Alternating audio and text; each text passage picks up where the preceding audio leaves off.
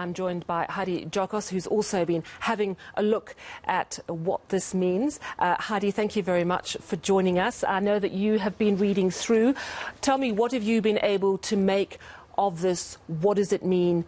Where is it going to take us? Yes, certainly, Sally. I think many people were expecting the Constitutional Court to consider the fact that the IEC decided to adopt that report by former Deputy Chief Justice Dikgang Moseneke, who recommended that should elections be held in October this year, they would not be free and fair. We live in very uncertain times, very different times, and of course the pandemic was the reaction for the former Deputy Chief Justice to say that because of the pandemic, because of the uncertainty, because of COVID-19 numbers possibly rising, this was a huge concern. And looking at what other countries went through when they did hold local government elections, the negative impact that it had on those COVID-19 numbers after elections were held. So the IEC, of course, adopted that report, and this is why they decided to head over to the Constitutional Court to try and move that date.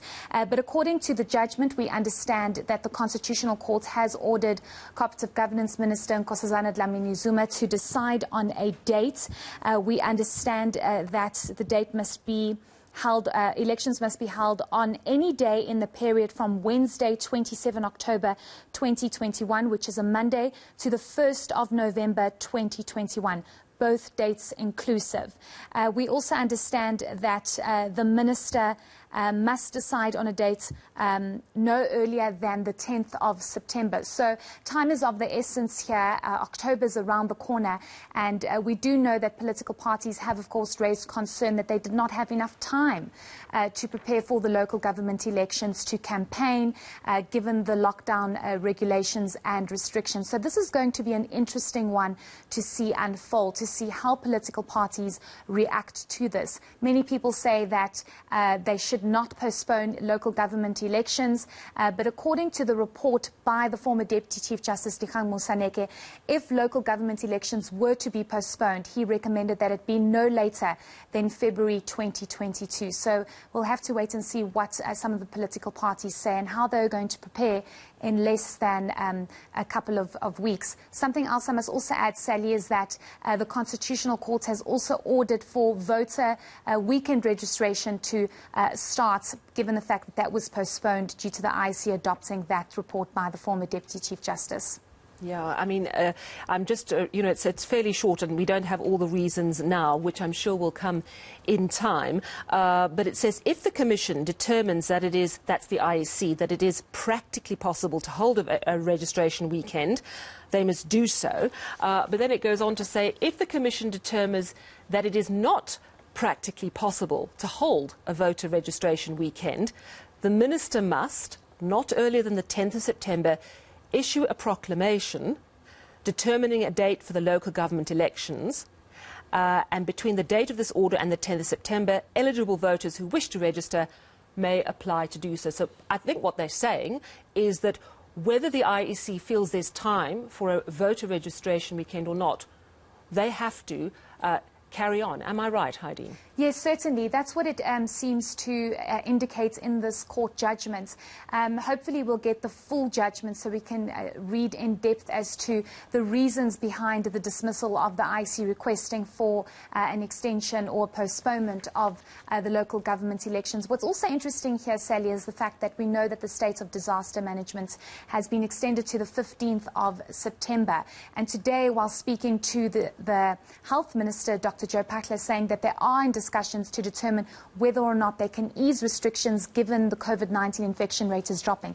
This is all going to play into when these elections are going to be held, voter registration weekend. It all has a significant impact because you cannot expose people in a huge environment or in an environment where they'll be exposed to people unnecessarily. And this is the risk, of course, that the IEC was considering given what the report from the former Deputy Chief Justice indicating. So according to this judgment, it seems as though there's not much time and the IEC needs to act together with the Minister of Cooperative Governance, Nkosazana Dlamini-Zuma.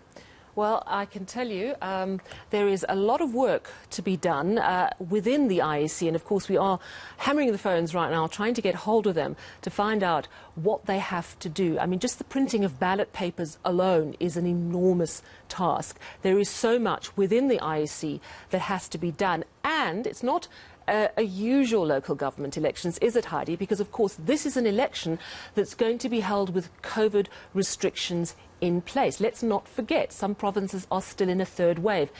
By the end of October, hopefully we are through the worst. Hopefully a lot more people have got their vaccinations. But the reality is we are still in the middle of a pandemic, aren't we? Yes, certainly. And I think this was... just thinking back, I was actually trying to go back and find my tweets, but I didn't manage to do it on time. Going back to read some of the points that were made in the report by former Deputy Chief Justice Dikgang Mosaneke is indicating the concern. I remember the concern in his face to say it is entirely up to the IEC to decide whether or not they adopt this report. And he said, but his job was to determine whether or not local government elections were going to be free and fair, were going to be safe enough to be held in the middle of a pandemic.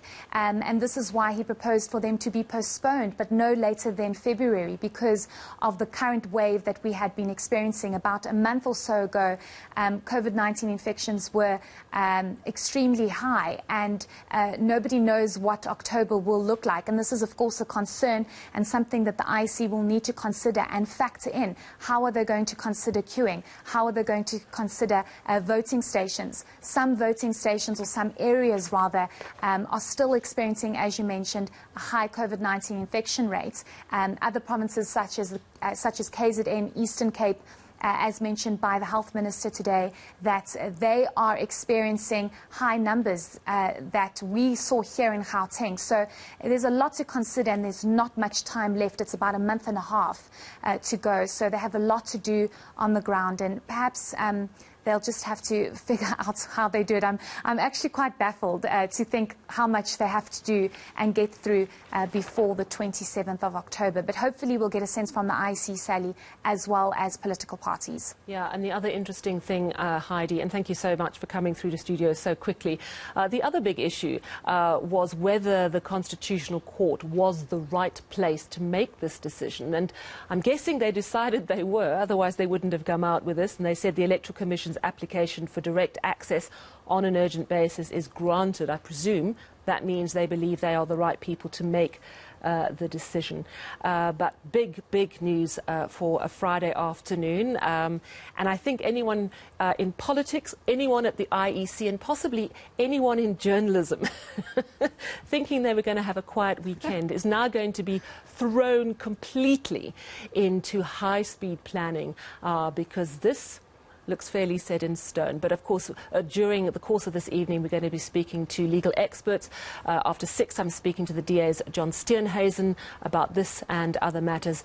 And as we get legal analysts and political analysts coming through, we will bring them through to this channel, and we will bring you the very latest. Thank you so much, Heidi Giokos there.